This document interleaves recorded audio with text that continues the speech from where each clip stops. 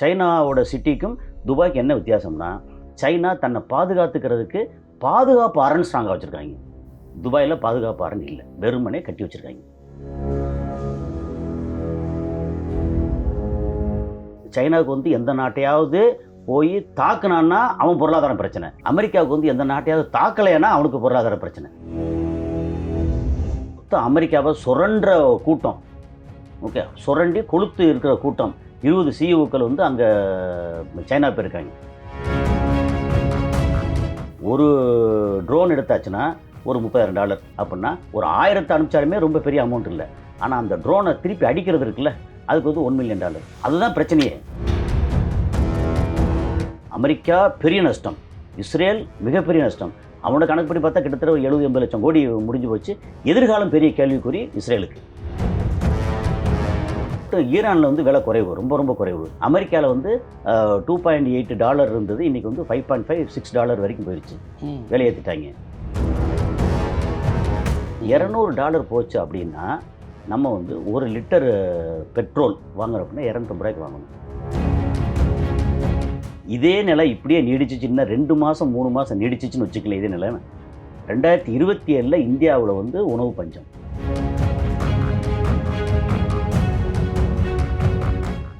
வணக்கம், இது வாவ் தமிழா. America Iran இந்த போர் தொடங்கி கிட்டத்தட்ட 82 நாட்களுக்கு மேலாகிவிட்டது. என்ன நடக்குது ஈரான் அமெரிக்கா 2 தரப்பிலும் என்பதை பேசுவதற்காக திரு கசாலி அவர்கள் வந்திருக்காங்க. அவங்கள்ட்ட நம்ம பேசுவோம். வணக்கம் சார். வணக்கம் சார். சொல்லுங்க சார், இந்த அமெரிக்கா ஈரான் போர் யுத்தம் வந்து இது வந்து போர் நிறுத்தமா அல்லது வந்து அங்கேயும் இங்கேயுமான ஒரு சிறு சிறு தாக்குதல்? ஏற்கனவே இதை பற்றி பேசியிருக்கோம். ஆரம்பத்துலேருந்து என்ன நடக்குது ஏது நடக்குது டீட்டெயில் பேசி, ஹர்மோஸை பற்றி பேசி, ஈரானோட கெப்பாசிட்டி, அமெரிக்காவோடது, இஸ்ரேல், அப்புறம் சைனா ஏன் பின்னாடி இருக்கான் அப்படிங்கிற எல்லாத்தையும் வந்து ஓரளவு டீட்டெயில் பேசியிருக்கோம். இன்றைக்கி நீங்கள் கேள்வி இருக்குல்ல, போர் நிறுத்தமா அல்லது போர் தொடருமா அப்படின்னு கேட்குறீங்கல்ல. இதில் வந்து என்னென்னா, போர் தற்காலிகமாக இப்போதைக்கு நடக்கலை, அவ்வளோதான். போர் நிறுத்தம்லாம் வரவே வராது. என்ன ஒரு முக்கியமான காரணம் அப்படின்னு சொல்லியாச்சுன்னா, சைக்காலஜிக்கல் இதாக வச்சுக்கோங்க. இப்போது ஊரில் வந்து ஒரு மிகப்பெரிய பணக்கார பெரிய ரவுடி இருக்கான். இன்னொரு சாதாரண ஒருத்தன் வந்து அடிச்சுவிட்டான். ரவுடி பையனையோ சொந்தக்காரனையோ அந்த தம்பி அடிச்சுவிட்டான், இல்லை ரவுடியோ வந்து கை வச்சுட்டான். இவன் நேரடியாக இந்த ரவுடி போய் அவனை அடிக்கணும் அப்படின்னா அவனும் வந்து பயங்கர பலசாலியாக ஒரு மாதிரி கற்றுக்கிட்டு இருக்கான்னு வச்சுக்கலேன். அப்பாப்பா சரி ஓகே நான் விட்டு கொடுத்துறேன்ப்பா அப்படின்னு ரவுடி எந்த காலத்துலேயும் இறங்கவே மாட்டாங்க. அவன் வீணாக போனாலும் பரவாயில்ல அப்படின்னு தன்னோட இதை வந்து நிரூபிக்கணும்னு சொல்லி ரொம்ப வன்மத்தோடு இருப்பாங்க. கிட்டத்தட்ட அதே நிலைமையில் அமெரிக்கா இருக்கான். அமெரிக்கா கடந்த ஒரு 70 வருஷமாக 45க்கு அப்புறமே எப்போ ஹிரோஷிமா நாகசாகியில் குண்டு போட்டாங்களோ, போட்டு இந்த உலகத்துக்கு நான் தாண்ட பெரிய ஆள் அப்படின்னு காமிச்சானோ, அப்படின்னா இப்போ வந்து 45ல் போட்டாங்கன்னா அங்கே ஒரு 55 வருஷம், இப்போ ஒரு 25 வருஷம், 80 வருஷம். கிட்டத்தட்ட 80 வருஷத்தில் கச்சா எண்ணெயோட பயன்பாடு வந்து 45க்கு அப்புறமே கொஞ்சம் பெருசாக வர ஆரம்பித்து ஒரு 60க்கு அப்புறம் ரொம்ப ஜாஸ்தியாகிடுச்சு. அப்போது 60லேருந்து கணக்கு வச்சிங்கன்னா கிட்டத்தட்ட ஒரு 60-65 வருஷத்துக்கு பயங்கரமான அளவு வந்து ஒரு ராஜா மாதிரி பீடு நடை போட்டாங்க. இதை வந்து பார்த்துக்கிட்டு எல்லா இடத்துலையும் கச்சா எண்ணெய் வாங்குறதெல்லாம் டாலரில் வாங்கணும், அப்புறம் மெஷின் வாங்கினாலும் டாலரில் வாங்கணும். என்ன ஷிஃப்ட் மெத்தடு எல்லாம் பேசியிருக்கோம். இது வந்து அவன் வந்து யார் எவன் எங்கே வாங்கினாலும் விற்றாலும் எனக்கு ஒரு பெர்சன்டேஜ் வரணும் அப்படிங்கிறத அவனுடைய கரன்சியை வந்து ஆயுதமாக பயங்கரமாக பயன்படுத்தினான். எனக்கு வந்து ஒரு $100 கோடி என்ன ரிசர்வ் வேணும் அப்படின்னா அதுக்கு வந்து ஈடாக வந்து தங்கம் வச்ச மாதிரி இருந்துச்சு. அப்புறம் ஒரு கட்டத்தில் தங்கம் வேண்டாம், நான் வந்து பேப்பரில் அச்சடித்து கொடுக்குறேன், அதுவே போதும், டாலர் பேப்பர் இருக்கு இல்லையா, கரன்சி இருக்கு இல்லையா, அதை கொண்டு போனாலும் வேல்யூ இருந்துச்சு. அந்த வேல்யூவை முறியடித்தது வந்து சைனா. காரணம், சைலண்ட்டாக கடந்த 95லேயே நீங்கள் பார்த்தீங்கன்னா இந்தியா வந்து 91ல் வந்து கொஞ்சம் லிபரலைஸ் பண்ணாங்க. அதுக்கும் 10 வருஷம் முன்னாடியே சைனா லிபரலைஸ் பண்ணி 91ல் நம்ம வந்து கஷ்டப்பட்டு நம்ம தங்கத்தை வெளியே கொண்டு போய் அடமானம் வச்சு, அதை 89 90களில் அடமானம் வச்சு 91ல் திருப்பி கொண்டு வந்து சேர்த்தோம் மன்மோகன் சிங் காலத்தில். அப்போ இந்தியா வந்து நிலைமை வந்து பயங்கரமான ஒரு மோசமான நிலைமை பொருளாதாரத்தில். ஆனால் சைனா வந்து இப்போ வளர்ந்து வந்துக்கிட்டு இருக்காங்க. அந்த வளர்ச்சியோடது இன்றைக்கி நீங்கள் வந்து அது ஷாங்காய், பீஜிங் அப்படின்னு சொல்லி போய் பார்த்தீங்கன்னா, உலகத்திலேயே ஒரு ஹைடெக் சிட்டி அப்படின்னா நீங்கள் அமெரிக்கா சொல்ல முடியாது, எதுவுமே சொல்ல முடியாது. நம்பர் 1 ஹைடெக் சிட்டி வந்து சைனாவில் இருக்குது, அடுத்து வந்து ஹாங்காங்கில் இருக்குது, அடுத்து துபாய். Hitech city. ஓகே, நீங்கள் என்னென்ன வசதி வேணுமோ அத்தனை வசதியும் அங்கே இருக்குது. இப்போ துபாய் ஏன் சொல்கிறேன்னா, துபாய் வந்து ஒரு சின்ன நாடு தான். அந்த துபாய் நாடுங்கிறது ஒரு சின்ன எமிரேட்ஸ் தான். நாட்டில் ஒரு மாநிலம். ஆனாலும் அது வந்து தன்னை வந்து பெரிய அளவுக்கு வளர்த்து வச்சுருக்காங்க. சைனாவோட சிட்டிக்கும் துபாய்க்கு என்ன வித்தியாசம்னா, சைனா தன்னை பாதுகாத்துக்கிறதுக்கு பாதுகாப்பு அரண் ஸ்ட்ராங்கா வச்சுருக்காங்க. துபாயில பாதுகாப்பு அரண் இல்ல. வெறுமனே கட்டி வச்சுருக்காங்க. அது அந்த ஒரு டிஃபரன்ஸ் வச்சுக்குவோமே. இப்போ இந்த மாரி ஒரு சூழல்ல, இப்ப சைனாவ வந்து கண்ட்ரோல் பண்ணணும் அப்படிங்கிறது தான் அமெரிக்காவோட மெயின் மோட்டோ. ம். அதில தான் வந்து முதல்ல அந்த வெனிசுலா அதிபர் அதுக்கு தூக்கிட்டு போனது, அங்க வந்து ஸ்டாப் பண்ணது. ம். அதுக்கப்புறம் ஈரான்ல தான் நெறையா எண்ணெய் வாங்குறாங்க. ஈரான்ல உற்பத்தி ஆகுற எண்ணெயில கிட்டத்தட்ட 80லிருந்து 90% எண்ணெய் சைனாவுக்கு போய்க்கிட்டு இருக்கு. ஹர்மோஸ் வழியா. அப்புறம் அவங்கள தூக்கி போட்டாச்சு அப்படின்னால, சைனாவுக்கு வந்து போற எண்ணெய நம்ம ஸ்டாப் பண்ணிருவோம். அப்ப சைனா நம்மட்ட மண்டி ஓடணும். அப்படிங்கிற ஒரு ஒற்றை மோட்டோ தான் மோட்டிவ் தான் அமெரிக்காவுக்கு. இதெல்லாம் தெரியும். இவன் ம். நெனச்ச மாதிரி ஈரான் இல்ல அப்படிங்கிறது, ம். எப்போ பிப்ரவரி 28க்கு அப்புறம் வந்து ரொம்ப தெரிஞ்சிருச்சு. ஆனா ம். போன 2025 ஜூன், ஜூலைல இருக்கு இல்லையா? அப்பவே வந்து என்ன இந்த அடி அடிக்கிறானே அப்படின்னு கொஞ்சம் ம். லேசா தெரிஞ்சது. சரி நம்ம வந்து மொத்தத்துக்கு போட்டு பெருந்தலைகளோட போட்டு காலி பண்ணிருவோம். காலி பண்ணிட்டு அடங்கிருவாய்ங்க அப்படின்னு தப்பா கணக்கு போட்டாய்ங்க. கணக்கு போட்டாய்ங்க. ம். அந்த கணக்கு வந்து தப்பாயிருச்சு. ஆனா இவங்க வந்து என்ன கணக்கு போட்டாங்கன்னா, கடந்த 20 வருஷத்துக்கு மேல இவன் அமெரிக்கா, இஸ்ரேல் 2 பேரும் சாதாரண ஆள் இல்ல. நம்ப வச்சு கழுத்த அறுப்பாய்ங்க. அவன் கையில வந்து ஏகப்பட்ட ஃபைட்டர் ஜெட் இருக்கு. நெறைய ஆயுதங்கள் இருக்கு. கப்பல் இருக்கு.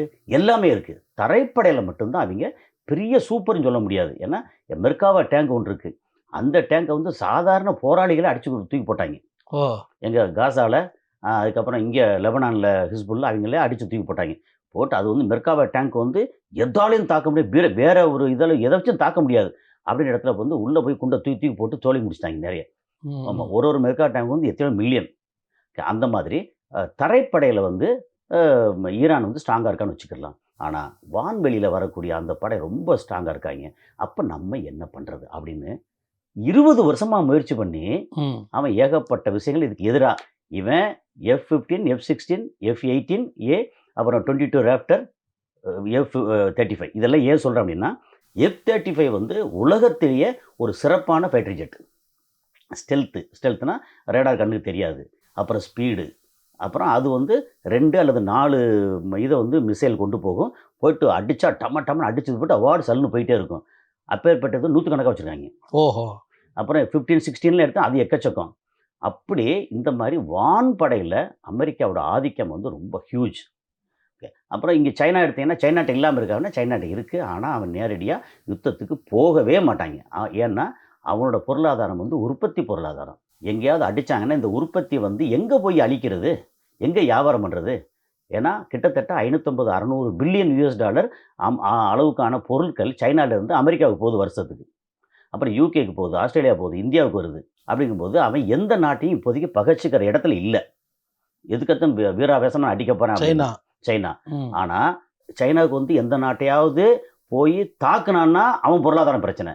அமெரிக்காவுக்கு வந்து எந்த நாட்டையாவது தாக்கலைன்னா, அவனுக்கு பொருளாதார பிரச்சனை. ஏன்னா, அவனோட பொருளாதாரம் வந்து இந்த ஆயுத பொருளாதாரம்.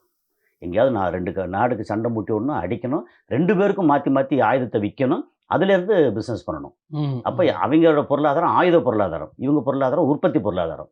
ஸோ இந்த வித்தியாசம் நெறையா இருக்கு. இது பார்த்தீங்கன்னா. அப்ப சைனா வளர்ந்துகிட்டே இருக்கான். என்னன்னா ஒரு கட்டத்தில சைனா வந்து எல்லாமே வந்து டாலர்ல வாங்கினது பூரா ஸ்டாப் பண்ணிட்டு, ம். யுவான்ல டீல் பண்ண ஆரம்பிச்சாங்க. ஓ! இது டீல் பண்ண ஆரம்பிச்சு கிட்டத்தட்ட 10 வருஷம் ஆச்சு. ம். ஆனா சைனாவ வந்து அடக்கணும். நேரடியா அடக்கவே முடியல.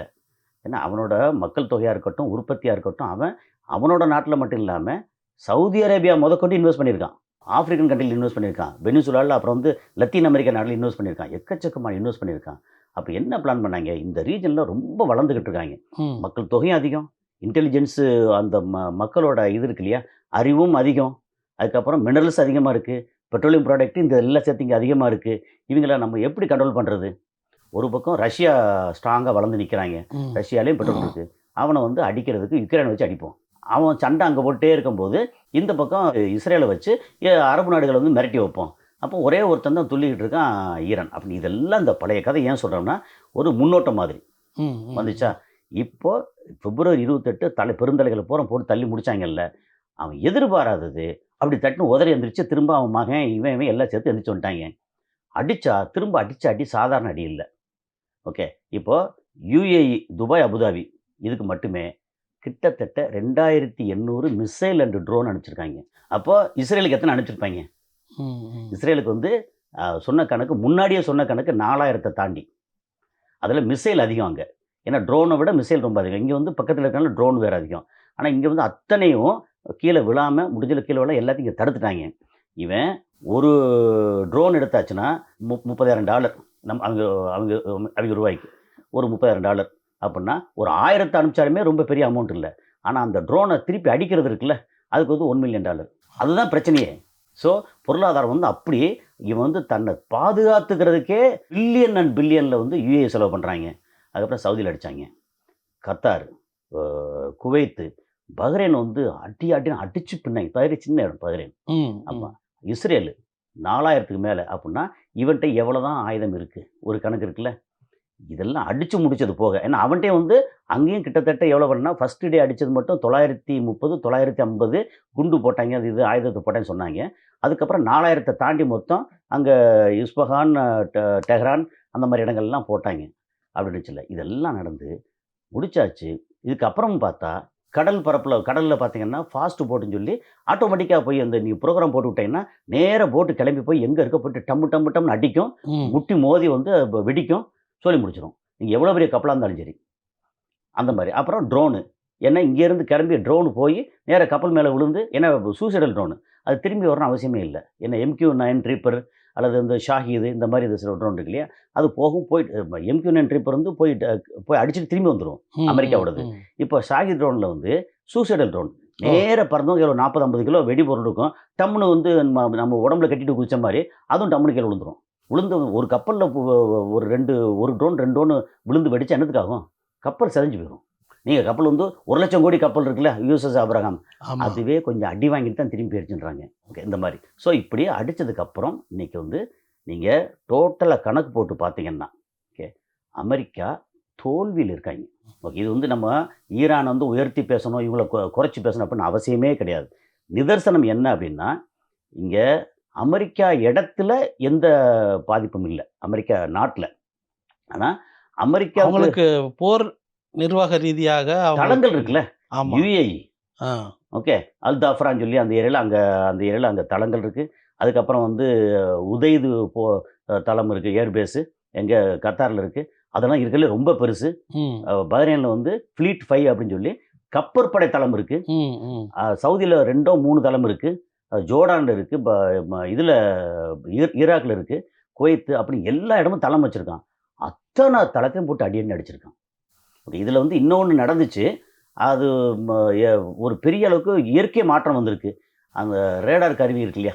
அது பெரிய டோமா இருக்கும். ம், ம். அந்த ரேடார பூரா அங்கங்க பூரா ஃபர்ஸ்ட் திங் ரேடார் அடிச்சாங்க. ஓ! அடிச்சு முடிச்சப்ப வந்து நல்லா மழை பெய்யுதுங்க. ஓ! ஆமா. அப்படியா? ஆமாமா. அதுக்கு நான் வந்து டீட்டெயில் நெறைய எடுத்து பார்த்தேன். ஆ. அதுல என்னன்னா, இவங்க ரேடார் பொருத்துனதே இந்த ஈரான் மக்கள வந்து வாட்டி வதைச்சு, அந்த ரெஜிம் இருக்குல்ல, அந்த தலைமைய வந்து வெறுக்கணும். ம். சோறு இல்ல, உனக்கு சுதந்திரம் இல்ல, சோறு இல்ல, ஒண்ணுமே இல்ல. எதுக்குடா இன்னும் உன் தலைமைய வந்து நீ நம்பிக்கிட்டு இருக்க? ம், அது ம். சொல்ல வைக்கிறதுக்காக மழை பெஞ்சா தானே உங்களுக்கு வந்து விளைச்சல் விளையும். ஆமாமாமா. கடந்த 22, 23 வருஷமா அ இங்க வந்து மழையே இல்ல. ஒரு அதுக்கு இந்த அமெரிக்கன் வச்ச ரேடாரும் ஒரு ரேடார். முக்கியமான ஆமா. அது காரணம். முக்கியமான காரணம் சொல்றாங்க. அதுக்கு என்ன காரணம் டெக்னிக்கலா என்ன சொல்றாங்க அப்டின்னா, ரேடார் வந்து லேசர் அனுப்பும் இல்லையா? ம். அதுவும் வந்து ஒரு கைண்ட் ஆஃப் எலக்ட்ரான் இது ஐட்டங்கள் தானே. மேகத்துக்கு கீழயும் வந்து எலக்ட்ரான் இருக்கும். ம், ம். ஓகே. அத வந்து போய் கலச்சு விட்டு, மழை பெய்யாம கலச்சு விட்டுறது. அப்படி கலச்சு விட்டோம்னா, அங்க பெய்யக்கூடிய மழை என்ன, கடந்த 22 வருஷமா எவ்வளோ மழை பொழிவு அப்படின்னா, 67% மழை குறைவு. ஓ! யோசிச்சு பாருங்க, இப்ப நமக்கு சென்னைக்கு மட்டும் வந்து 1400 மில்லிமீட்டர். அதுல 1000 மில்லிமீட்டர் மழையே இல்ல. நீங்க வந்து டிசம்பர்ல வந்து நல்ல மழை வெள்ளமெல்லாம் வரும். இடையில மழை வேற பெய்யுது. ஓகே. இந்த மழை இல்லன்னு வச்சுக்கங்க. இந்த மழையில மொத்தத்துக்கு 70% இல்ல. 30% தான் இருக்கு. 400 மில்லிமீட்டர் தான் மழை இருக்கு. அப்பன்னா நம்ம நாசமா போயிற மாட்டோம்? இவ்வளோ மழை பெஞ்சுமே இப்படி இந்த மாரி இருக்கு. ம், ம். ஓகே. இதே மாரி அங்க வந்து பார்த்தா, நல்லா டேம் கட்டி வச்சாங்க. ஒரு 7, 8 டேமு. டேம்ல தண்ணி இல்ல. விளைச்சல் இல்ல.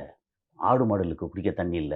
அவைங்க குடிக்கிறதுக்கு தண்ணி வந்து தஜிகிஸ்தான் அந்த பக்கத்து நாடுகள்லேருந்து குழாயில கொண்டு வர்றாங்க. ஓ! இடையில அந்த குழாய அடிச்சாங்க. எல்லா வேலையும் பார்த்தீங்க. இந்த மக்கள் வந்து உண்மையிலே பரிதவிச்சு போனாங்க. இப்ப இது அடிச்ச உடனே, அதான் இதுல நமக்கு ஏற்கனவே இந்த மாரி சொல்லும்போது பின்னூட்டத்துல வந்து, "என்னடா வந்து புதுசா பயங்கரமா கதை விடுறாரு" அப்படின்னு சொல்லி சொன்னாங்க. இது கதை இல்ல. நான் வந்து டீட்டெயிலா எடுத்து பார்த்தா, இந்த மேகத்தை கலைக்கிறதுக்கு இந்த ரேடாரை பயன்படுத்தினாங்க. அதாவது வேற மிசைல் வர்றதுக்கு, ஃப்ளைட் வர்றத டிடெக்ட் பண்ணுறதுக்கு பயன்படுறாங்க. ப்ளஸ் வந்து மேகத்தை கலைச்சு விட்டு, அதுக்கப்புறம் அந்த நாட்டை 22 வருஷமா, என்ன 2003ல வந்து நிறுவுனாங்க. ம், ம். அப்போ கலைச்சு விட்டாங்க. இப்போ நல்லா மழை பெய்யுது. அதுக்கப்புறம் இன்னொரு தரவு டீட்டெயில் என்ன வந்துச்சுன்னா, ஈராக் இருக்குல்ல, அதில 5 டிகிரி வெப்பம் குறைஞ்சிருக்கு. சவுதி அரேபியால மழை, ஓமான்ல மழை பெஞ்சிருக்கு.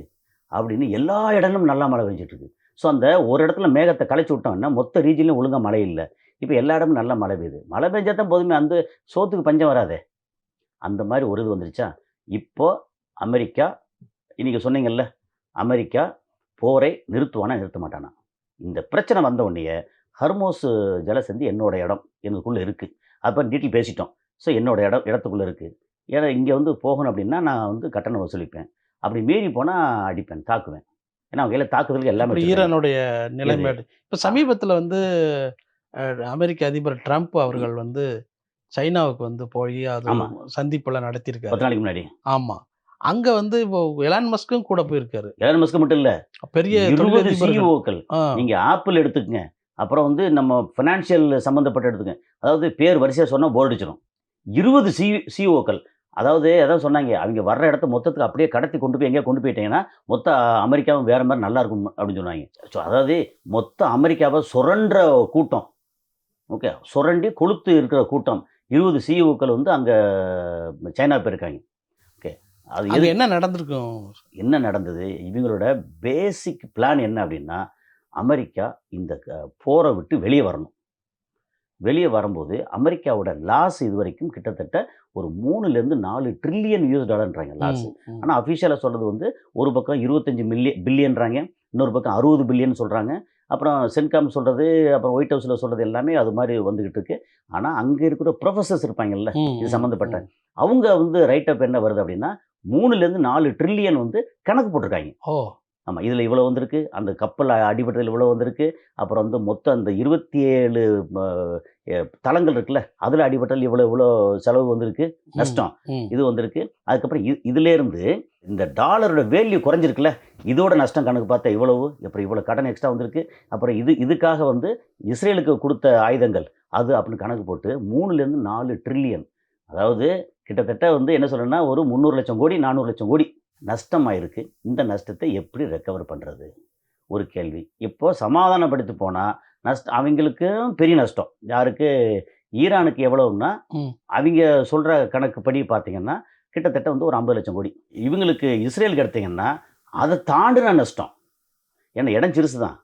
ஏன்னா இருக்கிற முக்கியமான இடம் பூரா. பில்டிங்ஸ் எல்லாம் போயிருச்சு. ஆமா. நெறைய பில்டிங் அடிச்சுட்டாங்க. ம், அப்புறம் ஹைஃபா துறைமுகம். அத பூரா போட்டு தாக்கிட்டாங்க. ம், அப்புறம் டிமோனான்னு சொல்லி ஒரு இடம் முன்னாடி பேசியிருக்கோம். டிமோனா, ம், அராதுன்னு சொல்லி. ம். அது வந்து அணு ஆயுதம் வச்சிருக்காங்க. ஹெவியா தாக்கியிருக்காங்க.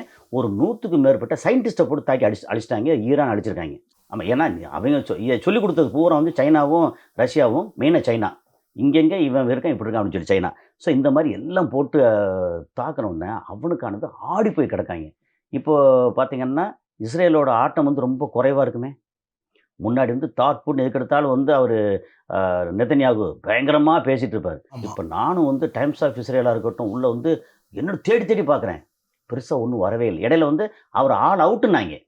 ம், ஆனா, ம், அவருக்கு வந்து கேன்சரு. அதனால வந்து ட்ரீட்மெண்ட் எடுத்துட்டு தப்பிச்சு வந்துட்டாரு. ஆனா, அத வந்து வெளியில அவிங்க இடத்துல இருந்து வரைக்கும் எல்லாமே சொன்னாங்க, ஆல் அவுட்டு, ம். மரணம் அப்படின்னு. அப்புறம் வந்து உயிரோட வந்ததுக்கப்புறம் நம்ம சொன்னதுல வந்து, "யோவ் என்னய்யா மரணம் சொன்னீங்க, திரும்பி உயிரோட வந்துட்டாரு." நான் என்னய்யா பண்றது? நமக்கு வரக்கூடிய டேட்டா எடுத்து நம்ம பேசுறோம் அப்படிங்கிறது. ஸோ இந்த மாரி வந்துருச்சுல்ல. போர் வந்து இந்த நிலையில ம். இன்னைக்கு அமெரிக்கா பெரிய நஷ்டம். இஸ்ரேல் மிகப்பெரிய நஷ்டம். அவனோட கணக்குப்படி பார்த்தா கிட்டத்தட்ட ஒரு 70, 80 லட்சம் கோடி முடிஞ்சு போச்சு. எதிர்காலம் பெரிய கேள்விக்குறி இஸ்ரேலுக்கு. இப்போ நீங்க துபாய் எடுத்தீங்கன்னா, அபுதாபி ஒரு பக்கம் இருக்குங்க. துபாய் எடுத்துட்டீங்கன்னா, அவனுக்கு வந்து மிகப்பெரிய நஷ்டம். இத்தனைக்கும் பில்டிங் எல்லாம் பெருசா அடிபடவே இல்ல. மாரி சொல்ல மாரி உடம்பு அப்படியே இருக்கு. உயிர பிடிச்சு உருவுன மாரி வந்து துபாய் வந்து ம். டூரிசம் இல்ல, இன்வெஸ்ட்மென்ட் இல்ல, ட்ரேடிங் இல்ல, ஒண்ணும் இல்ல. ஏன்னா ஹர்மோஸ குளோஸ் பண்ணி வச்சிருக்காங்க. அதனால பெரிய நஷ்டம். ஈரானுக்கும் மிகப்பெரிய நஷ்டம். இப்பவும் வந்து மக்கள் வந்து சோத்துக்கு திண்டாடுறாங்க ஈரான்ல. ம். எல்லாருக்கும் நஷ்டம். இப்போ இந்த சூழல்ல வந்து பெட்ரோல் விலை ஆ பக்கத்து நாடுகள்லயும், நம்ம இந்தியாவுலயும் அதிகரிக்கிறதுக்கோ, தட்டுப்பாடு வர்றதுக்கு வாய்ப்பு இருக்கா? இருக்கு. ஆல்ரெடி வர ஆரம்பிச்சிருக்கே. என்ன ஒரு விஷயம்னா, பெட்ரோல் விலை வந்து துபாய்ல, அபுதாபில அங்க வந்து பெட்ரோல் விளையுதுல்ல, அங்கேயே விலை அதிகம் இப்போ. ஓ! ஏத்திட்டாங்க. விலை ஏத்திட்டாங்க. அதுக்கப்புறம் இங்கே மட்டும் ஈரானில் வந்து விலை குறைவு, ரொம்ப ரொம்ப குறைவு. அமெரிக்காவில் வந்து $2.8 இருந்தது, இன்றைக்கி வந்து $5.5-6 வரைக்கும் போயிடுச்சு. விலை ஏற்றிட்டாங்க. இந்தியாவில் விலை நம்ம ₹3 வச்சு ஏற்றிருக்காங்க. ஆனால் எனக்கு தெரிஞ்சு இதே நிலை இன்னும் 1 மாதம் நீடிச்சா இன்னும் ஒரு ₹20 ஏற்றினா தான் நம்ம நாட்டுக்கு வந்து கட்டுப்படி ஆகும். அதுக்காக வந்து நீங்கள் $50 $60 கொடுக்கும்போது குறைச்சிங்களா அப்படிம்பாங்கல்ல, அது வந்து ரொம்ப ரிசர்வில் வச்சு அதானி கொடுப்பாங்க. மற்ற அதெல்லாம் நமக்கு வந்து கிடைக்காது. அதாவது விலை குறைஞ்சா பொதுமக்களுக்கு லாபம் கிடையாது, பெனிஃபிட்டுக்கு போகாது. விலை ஏறிச்சுன்னா பொதுமக்கள் தலையில் சாத்துவாங்க. ஆனால் இது வந்து நம்ம ரியலாக அப்படி சொல்ல போனால் இன்றைக்கி $110 கிட்டத்தட்ட இருக்குது இன்றைக்கி. ஓகே. ஆனால் இங்கே சொல்லக்கூடிய விஷயம் என்னென்னா, இன்னும் ஒரு 2 வாரம் இதே மாதிரி நீடிச்சு அப்படின்னா நமக்கு $140 வரைக்கும் போகும் அப்படின்னு சொல்கிறாங்க. ஆனால் என்ன சொல்கிறாங்க அப்படின்னா $200 வரைக்கும் போகும்னு அங்கே ஈரானில் இருக்கிற ஆள் வந்து அவங்க வந்து பெரிய டேட்டா கொடுக்குறாங்க. $200 போச்சு அப்படின்னா நம்ம வந்து 1 லிட்டர் பெட்ரோல் வாங்குறோம் அப்படின்னா $250 வாங்கணும். இது நம்ம எப்பவுமே சொல்லுவோம், இது வந்து இந்த குரூட் ஆயில் வந்து வெறும் பெட்ரோல் டீசல் மட்டும் இல்லை, மெடிசின் இருக்குது, இப்போ பிளாஸ்டிக் இருக்குது, அப்புறம் வந்து ட்ரெஸ் இருக்குல்ல அதுக்கான மூலப்பொருள் இருக்குது, இந்த ரெசின்னு, அது பெயிண்ட்டு அப்படின்னு ஆரம்பித்து இன்றைக்கி நம்மளுடைய வாழ்க்கையில் குரூட் ஆயிலோட இது இருக்குல்ல. இப்போ நீங்கள் உதாரணத்துக்கு நீங்கள் வந்து இந்த பாட்டில் எடுத்தீங்க, இது வந்து பெட்ரோலியம் ப்ராடக்ட்டு. ஆமாம், பிளாஸ்டிக் எதுலேருந்து வருது? எல்லாமே ஹைட்ரோ கார்பன் இதுன்னு ஆரம்பித்து நம்ம வாழ்க்கையில் கிட்டத்தட்ட ஒரு 40-50% வந்து பெட்ரோலியம் ப்ராடக்ட் இருக்குது. நம்ம சாப்பிட்ற எண்ணெய் இருக்குல்ல, ஓகே, அதில் வந்து பெட்ரோலியம் ப்ராடக்ட் கொஞ்சம் இருக்குது. நாப்தா, மெடிசினில் அப்படி ஏகப்பட்டது இருக்குது. அப்புறம் ரோடு போடுறதுக்கு தார், கடைசியாக வரக்கூடிய மிச்சம் கழிவு இருக்குது, அது தார். இது எல்லாம் வந்து பெட்ரோலியம் ப்ராடக்ட்டு. ஓகே, இது ஒரு பக்கம். இதெல்லாம் தாண்டி உரம், யூரியா, அதுவும் petroleum product. Okay, nitrogen based N46. அப்போது இந்த யூரியா அது மட்டும் தான். நான் வந்து ஏற்கனவே சொல்லிகிட்டே இருக்கேன், இதே நிலை இப்படியே நீடிச்சிச்சுன்னா 2 மாதம் 3 மாதம் நீடிச்சிச்சுன்னு வச்சுக்கலாம். இதே நிலை 2027 இந்தியாவில் வந்து உணவு பஞ்சம் கண்டிப்பாக வருது. உணவு பஞ்சம்.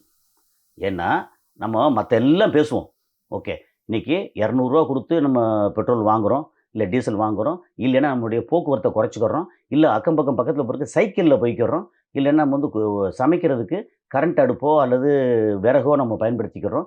இதெல்லாம் நம்மளை வந்து பாதிக்கும், பெரிய அளவுக்கு பாதிக்காது. சரி, சமைக்கிறதுக்கு அரிசி வேணும்ல, காய்கறி வேணும்ல, உணவு வேணும்ல.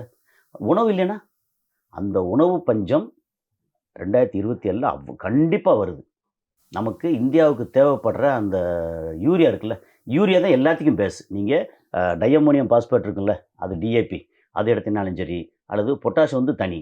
இப்போது இந்த மிக்சடு ஃபெர்டிலைசராக இருக்கட்டும், ஃபெர்டிலைசர் மிக்சராக இருக்கட்டும், அல்லது யூரியாவாக இருக்கட்டும், டிஏபியாக இருக்கட்டும், இந்த டிஏபி அண்ட் யூரியா, இந்த ரெண்டுக்குமே யூரியா, நைட்ரஜன், பெட்ரோலியம் ப்ராடக்ட் தேவைப்படுது. அது 3 கண்ட்ரிலேருந்து இந்தியாவுக்கு வருது. ஓகே, ஒன்று ரஷ்யா, இன்னொன்று சைனா, இன்னொன்று சவுதி அரேபியா. சவுதி அரேபியாவிலேருந்து கடந்த 3 மாதமாக டோட்டல் ஸ்டாப்பு. என்ன, ஹர்மோஸ் க்ளோஸ் பண்ணிட்டாங்க. அங்கேருந்து வந்தால் அடிக்கிறாங்க, வரலை. அப்புறம் சவுதி அரேபியாவிலேருந்து ப்ரொடக்ஷன் வந்து ரொம்ப கம்மி பண்ணிட்டாங்க. இடையில வந்து ராஸ்தனூரான்னு சொல்லி ஒரு ரிஃபைனரியை அடித்தாங்க. அப்போது ப்ரொடக்ஷன் ஸ்டாப்பு, அப்புறம் பை ப்ராடக்ட் ஸ்டாப்பு, எல்லாம் வந்து மொத்தத்துக்கு ஸ்டாப் பண்ணி வச்சதுனால வேறு வழியே இல்லை. சவுதி அரேபியாவிலேருந்து கிட்டத்தட்ட 35% ஆஃப் இந்தியன் ரெக்யூர்மெண்ட் நான் பார்த்த வரைக்கும். மேபி ஒரு 30 இருக்கலாம், 38 இருக்கலாம், இது மாதிரி கொஞ்சம் முன்ன பின்ன இருக்கலாம். 35%, அரௌண்டு 35% இந்தியாவோட ரெக்யூர்மெண்ட்டுக்கு சவுதி அரேபியாவிலேருந்து வருது. கொஞ்சம் யூஏலேருந்து வருது, இப்படி மேஜர் சவுதி அரேபியா. அப்புறம் சைனாலேருந்து கொஞ்சம் வருது. ஏன்னா சைனா வந்து பெட்ரோல் ப்ராடக்ட் அங்கே விளையுதா அப்படிலாம் இல்லை, வெளியிலேருந்து வாங்கி அதில் வரக்கூடிய பை ப்ராடக்டை வந்து நம்ம இந்தியாவுக்கு விற்கிறாங்க, அக்ரிகல்ச்சருக்கு விற்கிறாங்க. அதே மாதிரி இங்கேருந்து வருது, ரஷ்யாவிலேருந்தும். நீங்கள் ரஷ்யா வந்து தட்டுப்பாடு இல்லாமல் எப்போவும் தர்றேன்றாங்க. அவன் தரக்கூடியதோ இப்போ சைனா வந்து ரொம்ப பெருசாக தரமாட்டாங்க, குறைச்சிரும்.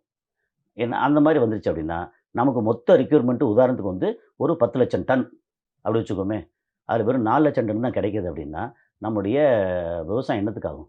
நெல் போடுறோம், ஒரு ஏக்கருக்கு வந்து ஆரம்பத்தில் 1 மூட்டை யூரியா போடுறோம், அடுத்து ஒரு 20 நாள் கழித்து இன்னொரு மூட்டை போடுறோம், கடைசியில் வந்து இன்னும் ஒரு அரை மூட்டை கொஞ்சம் போடுறோம். அப்படின்னா ஒரு ஏக்கருக்கு வந்து 2-2.5 மூட்டை போடுறோன்னு வச்சுங்களேன்.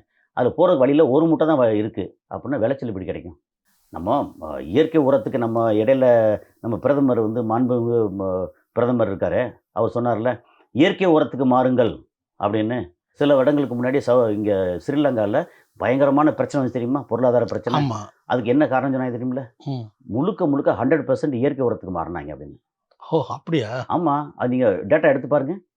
இயற்கை உரம் தப்பு இல்லை, ஆனால் பேலன்ஸ்டாக இருக்கணும். இப்போ உங்களுக்கு வந்து ஞாபகம் இருக்குன்னு நினைக்கிறேன், 80, 90களில் ஓகே, நமக்கு வந்து அரிசி சோறு வந்து கனவு. ஆனால் அன்னைக்கு நீங்கள் வந்து மக்கள் தொகை எடுத்து பார்த்தீங்கன்னா நம்ம வந்து 3.5 கோடி பேர் 4 கோடி பேர் தான். 4 கோடி பேர் இருந்த தமிழ்நாட்டில் அன்னைக்கு அரிசி சோறு இல்லை. இன்றைக்கி 8 கோடி பேர் இருக்கிற தமிழ்நாட்டில் ஃப்ரீ ரைஸ் வந்து ரேஷனில் கொடுக்குறாங்க. அதை எடுத்து நம்ம மாட்டுக்கும் கோழிக்கும் போடுறோம். அவ்வளோ ரைஸு உற்பத்தி ஆகுது. அப்போ என்ன, ஒரு ஏக்கர்லேருந்து ஒரு 10, 12 குவிண்டாலுக்கு பதிலாக இன்றைக்கி 30 குவிண்டால் கிடைக்குது. 6 மாதம் கழித்து கிடைக்கிறது பதிலாக 3 மாதத்தில் கிடைக்குது அப்படிங்கிறதானே. அப்போ நமக்கு வந்து ப்ரொடக்ஷன் வந்து ரொம்ப அதிகமாக இருக்க காரணம் இந்த யூரியா இல்லைன்னு வச்சுக்கோங்க, நமக்கு எங்கேருந்து வரும்? ஹர்முஸ் ஜலசந்தியில் வந்து அவன் வந்து கப்பலுக்கு வந்து பணம் வசூல் பண்ணுறது ஒரு பக்கம் இருந்தாலும், கடலுக்கு அடியில் வர்ற இன்டர்நெட்டு ஒயர், ஆமாம், சர்வதேச கேபிள் வந்து அதுக்கும் வந்து நீ வசூல் பண்ண போகிறதாக ஒரு பேச்சு அடிபடுது. இது எங்கே போய் இது